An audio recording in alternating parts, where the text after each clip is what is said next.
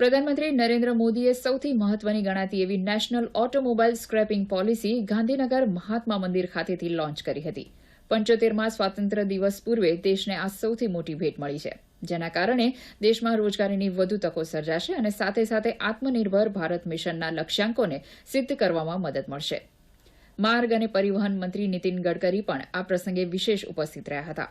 તો મુખ્યમંત્રી વિજય રૂપાણીએ જણાવ્યું હતું કે ગુજરાત આ પોલિસીના અમલ માટે તૈયાર છે. આ અંગે જોઈએ અમારો એક ખાસ અહેવાલ.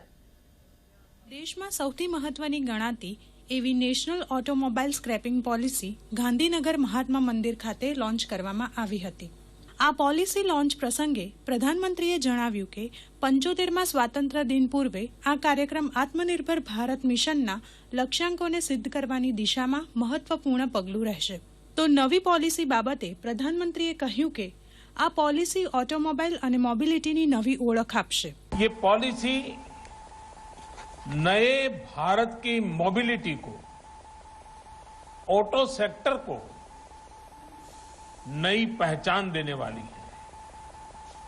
देश में व्हीकल पॉपुलेशन के मॉडर्नाइजेशन को, अनफिट व्हीकल्स को एक साइंटिफिक मैनर में सड़कों से हटाने में ये पॉलिसी बहुत बड़ी भूमिका निभाएगी. देश के करीब करीब हर नागरिक, हर इंडस्ट्री, हर क्षेत्र पर इससे सकारात्मक परिवर्तन आएगा.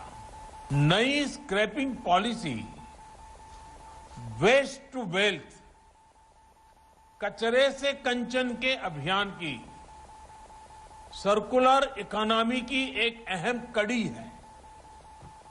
ये पॉलिसी देश के शहरों से प्रदूषण कम करने और पर्यावरण की सुरक्षा के साथ तेज विकास की हमारी कमिटमेंट को भी दर्शाती है.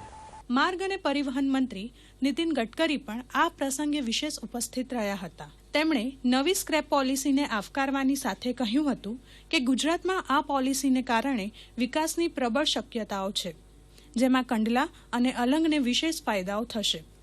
आप सबको पता है कि हमारे देश में सबसे ज्यादा रोजगार देने वाली, सबसे ज्यादा गवर्नमेंट को टैक्स देने वाली और सबसे ज्यादा हमारे देश को एक्सपोर्ट को बढ़ाने वाली अगर कोई इंडस्ट्री है तो वो ऑटोमोबाइल इंडस्ट्री है. और इस इंडस्ट्री का और विकास हो और आत्मनिर्भर भारत में, भारत के निर्माण में हम जो नई नीतियों के साथ इस देश को आर्थिक दृष्टि से समृद्ध और संपन्न बनाना चाहते हैं, उसमें निश्चित रूप से इस क्षेत्र की भूमिका बहुत महत्वपूर्ण है. તો આ પ્રસંગે મુખ્યમંત્રી વિજય રૂપાણીએ કેન્દ્ર સરકારનો આભાર માન્યો હતો અને કહ્યું કે સરકારની જનકલ્યાણકારી નીતિઓને ભરપૂર જનસમર્થન મળ્યું છે અને ગુજરાતની નવી સ્ક્રેપ પોલિસીને આવકારવાની સાથે ગુજરાતમાં રોજગારી અને નવા ઉદ્યોગોને પણ નોંધપાત્ર ફાયદો થશે. यह पॉलिसी ऑटोमोटिव इंडस्ट्रीज में एक सर्कुलर इकोनॉमी के रूप में काम करेगी और पुराने और खराब वाहनों की संख्या को भी काफी कम करेगी.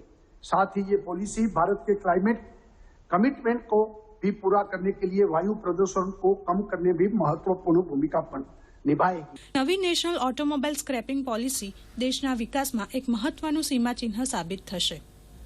બ્યુરો રિપોર્ટ, દૂરદર્શન સમાચાર, અમદાવાદ.